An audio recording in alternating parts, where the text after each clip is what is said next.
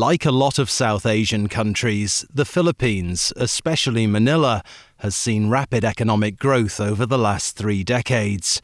Truly, the rich have prospered. Unfortunately, the same can't be said of the poor that live in Manila. The North Manila Cemetery in recent years has become the final resting place for around 4,000 families who call the graveyard home. These economic migrants from the poor rural Filipino farming communities hoped for an improved quality of life in the big city, only to find their dream a distant reality in an extreme environment where paid work is difficult to find in the most densely populated city on earth.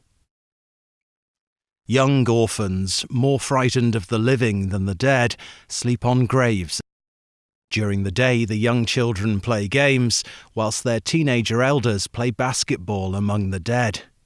Many poor families live in mausoleums that they caretake for the wealthy mausoleum owners in return for a wage of just $15 a year and free rent. The 2-by-2-foot skyscraper box graves are rented out on a 5-year lease plan. At the end of the 5 years, if the lease is not renewed, the corpse is evicted. Upon eviction, the corpse is put into a bag ready for a relative to collect. However, if uncollected, the bagged bones will be scattered when the graveyard is flooded in the monsoon season, when water levels can reach up to 1 metre high. Many times, orphans will inhabit an empty grave until a new paying customer is found. The authorities will clean the graveyards once a year before relatives visit the cemeteries on November the 1st, All Souls' Day. Alongside the Manila Bay, poor families live in an area aptly named Happy Land, which is the Manila rubbish dump located in Tondo. There are many fires in Tondo, usually started by illegal cables that steal electricity. The 12,000 Happy Land residents have built shelters on top of the rubbish dump, which was previously known as Smoky Mountain. Many Happy Land families eat a dish called pagbag. Pagbag literally means shake off the dust and dirt. Every day, 7 days a week, pagbag collectors alongside dogs and rats scavenge from the rubbish dump, starting at 4 o'clock each morning.